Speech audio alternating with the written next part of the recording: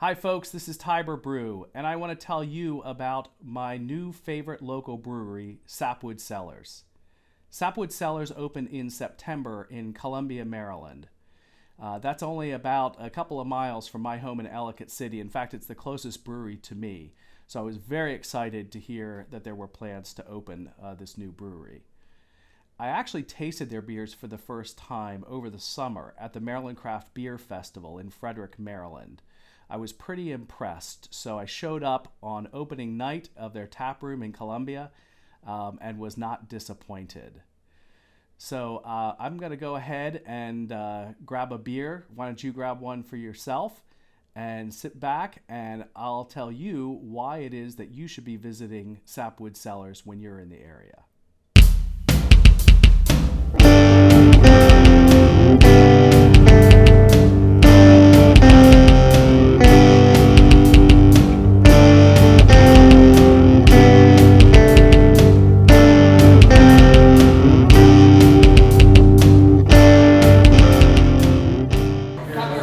Hey guys, I'm out here at Sapwood Cellars. It's a new brewery in Columbia, Maryland, right off of 108. We're trying out some of their beers. I've been here a couple of times. I've been following the owners, Mike and Scott, for a while now. Looking forward to this opening. They've not disappointed. I'm trying the Berliner Weiss tonight, which is a sour. Hopefully nobody will get offended. It tastes a lot like a cider, a couple of us have said. It's very light, drinkable, and not too carbonated. It's a really great start to the evening. Definitely recommend you guys come out and check out Sapwood Cellars. It's definitely my go-to place at the moment. Sapwood Cellars was started by partners Scott Janisch and Michael Tonsmeyer, two guys whose shared passion for great beer brought them together to start a neighborhood brewery. These guys literally wrote the book on some great styles. You can already buy Mike's definitive book on sours while you visit the taproom, and Scott is currently finishing up his own book on brewing hoppy beers. The brewery is tucked away in a nondescript office park where you might not expect to find beer, but it's easy to find on Google Maps and very convenient to homes and workplaces in this suburb of Baltimore and D.C. The taproom itself is open and comfortable with a mix of tables, stand-up barrels, and built-in bench seating. And the bar itself is huge with lots of room, both in front of and behind. These guys have decided to play to their strengths and focus mainly on a couple of particular styles. They tend to brew hazy IPAs, light ales, and sours. Most beers are in the 4 to 5.5% range and therefore are very drinkable. And the IPAs generally emphasize late addition or post-boil hops, so you'll get tons of hop flavor and aroma, but won't be bowled over by a bitterness bomb.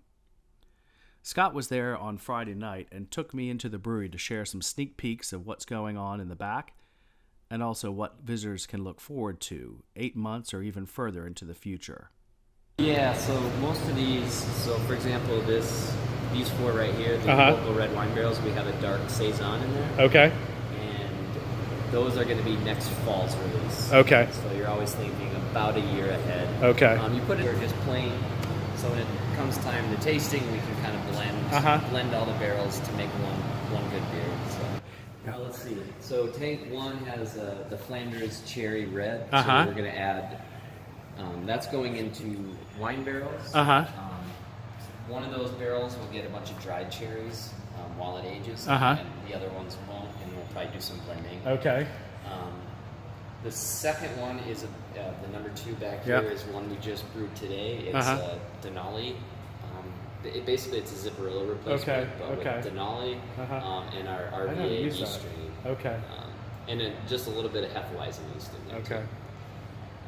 And then in 3 is our double IPA, which is a Citric Galaxy double that's done fermenting. We just started soft crashing, and we'll be dry hopping probably on Sunday.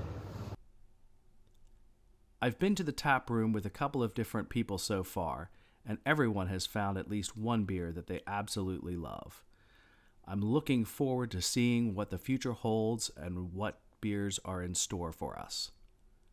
All right, so hopefully I've piqued your interest a little bit in Sapwood Cellars.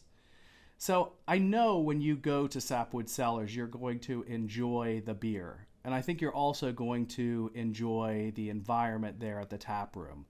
One thing that might be a little bit of a surprise is when you actually meet the folks there at Sapwood Cellars. Scott, Mike, and the taproom manager Spencer are three of the nicest guys that you'd ever want to meet.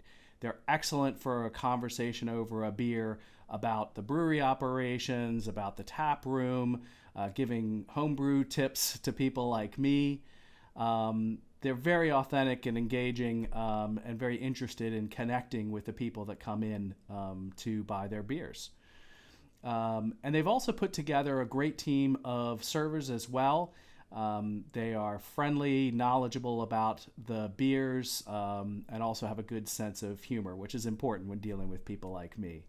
So one thing that I will just mention, it's a small thing, but it's something that's important for me, is that the servers, when they come out, they collect glasses quite frequently, and when they're there, they take your order at the table.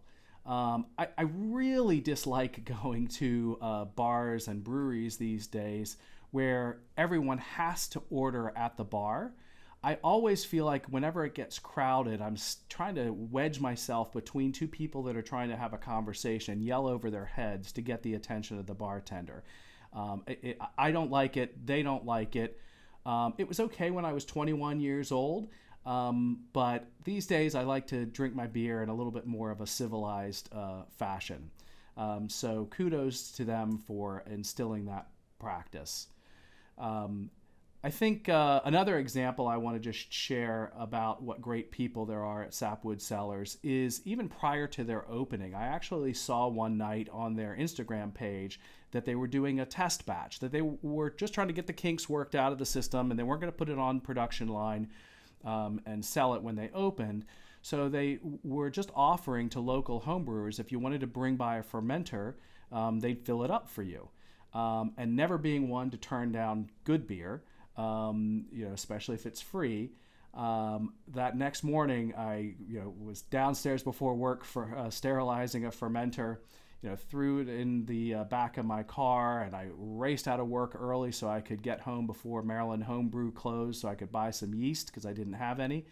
And stopped by the brewery and had an excellent conversation with Spencer, with Mike, with Scott, all about their plans to open at that time, how excited they were. You could see the passion, and it was great to really hear about it. And in fact, that beer is this one that I'm drinking right here. It's a pale, I think it was just Columbus hops at Flameout, they said. Still very good.